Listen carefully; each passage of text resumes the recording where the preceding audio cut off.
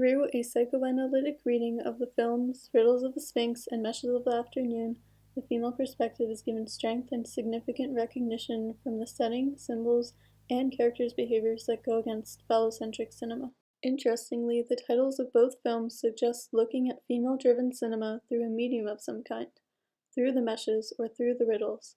Women's cinema is presented through the blockage imposed by a male-driven society.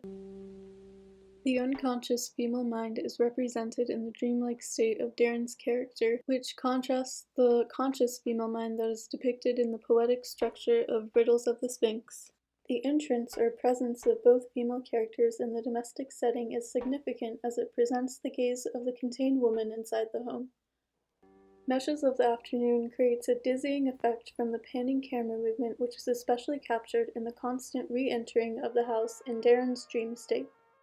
Riddles of the Sphinx establishes a claustrophobic perspective of the domestic setting as seen in the sequence of the home's entrance and living room area. Transformed, I would confide. I could have cried, I could have died. Transformed to cold from warmth. The warmth, it pacified and purified. The warmth was far within, hidden within. The warmth was deep and far within. The cold.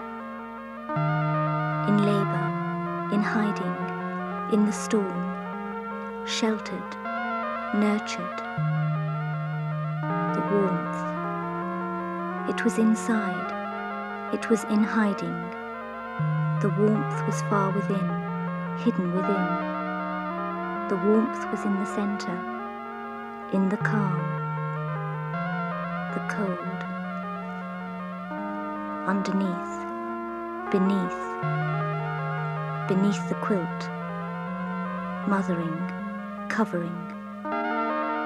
The warmth, the cold conceded nothing. Whoever, frozen, pleaded, it conceded nothing. The warmth consoled, the warmth was needed. The cold. Transformed, preoccupied. I could have cried. It never died. In repose, from warmth to cold. Frozen, controlled, preoccupied.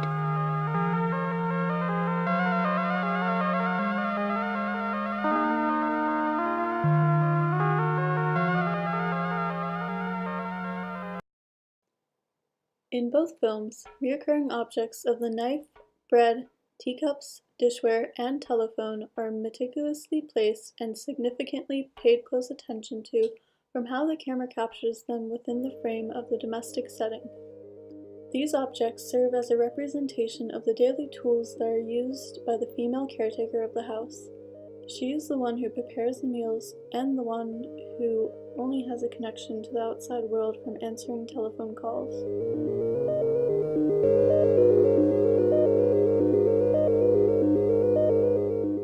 Additionally, significant use of the colors purple and yellow throughout Riddles of the Sphinx is interesting as they oppose the traditional pink and blue indicators of the female and male gender.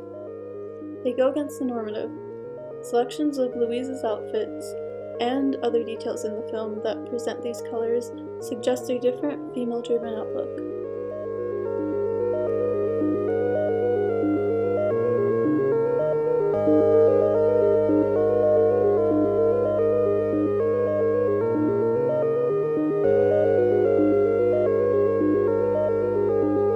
The object of the key presents an anxious attachment to the home from the way the key is chased after as it stumbles around when it is dropped.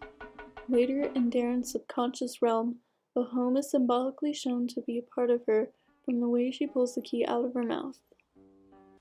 Additionally, the paper flower can be interpreted as the objet petit a, the person or thing that causes desire, from how it is carried around and carefully placed in the bed, first by the figure of the mirror-faced Death, and second by the male character whose reflection is notably shown in the mirror. Jacques Lacan's theory of the mirror stage is an essential phase of life that determines one's identity.